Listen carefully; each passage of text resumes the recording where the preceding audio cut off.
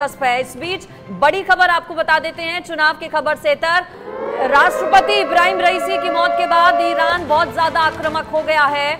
Iran और रूस ने मिलकर इजरायल पर हमला किया है। ईरानी प्रॉक्सी ने इजरायल पर ताबड़तोड़ हमले किए हैं, इस तरह की जानकारियां मिल रही हैं। हूती, हमास, हिजबुल्लाह ने इजरायल पर एक के बाद एक क्रूज मिसाइलें दागी हैं। कताइब हिजबुल्लाह ने इराक से पहला ही हमला कर दिया है। ऐसे में 100 से ज्यादा मिसाइलें इजरायल की तरफ आगे बढ़ते हुए दाग दी गई हैं। बड़ी खबर इस वक्त की, जहां पर मिलिट्री पोस्ट और रडार सिस्टम को बड़ा नुकसान पहुंचाने की खबर मिल रही है। जिस तरीके से ईरान और इजरायल के बीच में टसल बढ़ रही थी, इन सब के बीच में जब ईरानी राष्ट्रपति की जान गई तो मौत को लेकर सवाल कई तरीके से उठने लगे। रह रहकर खबर आने लगी कि कहीं इसमें इजरायल का हाथ तो नहीं है, लेकिन फिर बाद में मालूम हुआ कि ये महज एक एक्सीडेंट था। हालांकि जांच अभी भी जारी है और इन सब के बीच में ईरान और रूस ने मिलकर इजरायल पर कर दिया है अटैक। ईरानी प्रॉक्सी ने इजरायल पर ताबड़तोड़ हमले किए हैं और लगातार प्रॉक्सी देशों का सहारा ईरान पिछले काफी वक्त से ले रहा है। और ये जो कोल्ड वॉर है, ये प्रॉक्सी वॉर पिछले काफी वक्त से जारी, और अब आमने सामने ये टक्कर इस तरह के हमलों से और ज्यादा बढ़ गई है। बिल्कुल, और अभी जांच चल ही रही है कि आखिर हेलीकॉप्टर क्रैश कैसे रईसी का हो गया था। लेकिन ईरान बहुत ज्यादा आक्रामक नजर आ रहा है, गुस्से में इस वक्त ईरान है, और यही वजह की कहा जा रहा है कि प्लान्स अलग अलग ईरान की ओर से बना लिए गए हैं। इजरायल की तबाही का फाइनल ब्लूप्रिंट भी तैयार कर लिया गया है। मिलिट्री पोस्ट और रडार सिस्टम को बड़ा नुकसान पहुंचा है इजरायल में। इजरायली शहरों पर रॉकेट बरसाए गए हैं। ईरान और रूस की ओर से मिलकर इजरायल के अलग अलग शहरों में ये हमले किए गए हैं और बताया जा रहा है कि इससे बड़ा नुकसान इजरायल को पहुंचा है। जाहिर है नेतन्याहू भी चुप बैठने वाले नहीं हैं। नेतन्याहू का अब अगला कदम क्या होगा, इस पर सभी की निगाहें टिकी हुई हैं। दूसरी ओर जांच अभी चल ही रही है। रईसी की हेलीकॉप्टर क्रैश में जो मौत हुई थी, उसके बाद गुस्से में ईरान है और इस तरह की और भी हमले बताया जा रहा है कि प्लान ईरान की ओर से किए जा रहे हैं। चूंकि ईरान को ये पूरा शक है कि जो हेलीकॉप्टर क्रैश हुआ था उसके पीछे शायद इजरायल का हाथ हो सकता है।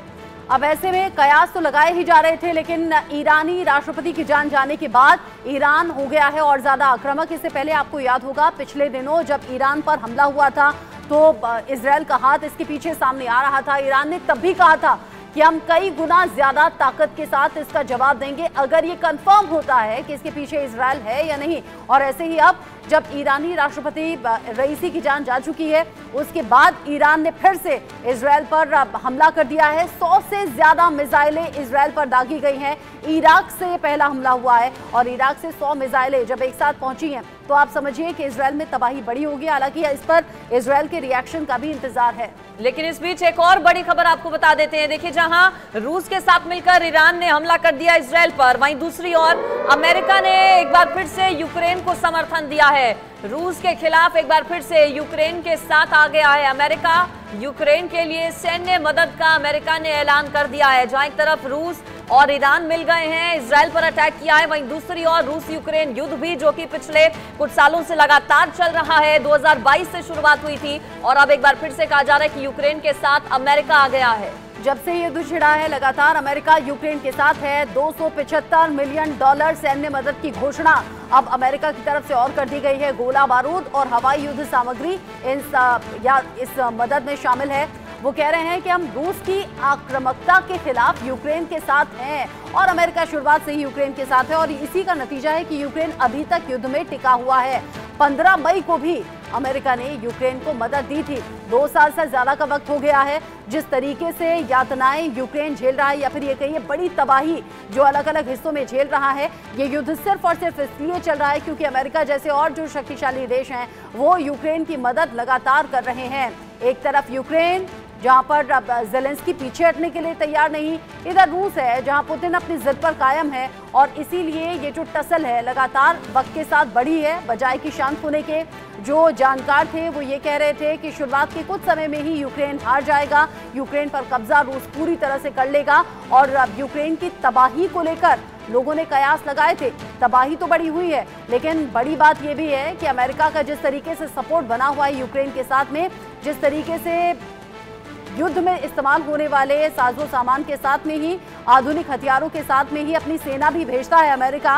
उससे यूक्रेन अभी तक युद्ध में टिका हुआ और अब $275 मिलियन की एक और मदद अमेरिका की तरफ से करने की बात सामने आ रही है। और ऐसा नहीं है कि पहली बार अमेरिका की ओर से मदद की हो, जब से ये पूरा युद्ध शुरू हुआ है तभी से यूक्रेन के साथ अमेरिका खड़ा रहा है और आगे भी ये सिलसिला अमेरिका दावा करता है कि यूक्रेन के साथ हमेशा रूस के खिलाफ इस जंग में वो खड़ा रहेगा। बहरहाल भारत की बात करें तो आज की सबसे बड़ी खबर यही है कि छठे चरण के लिए 8 राज्यों की 58 सीटों पर हो रही है वोटिंग।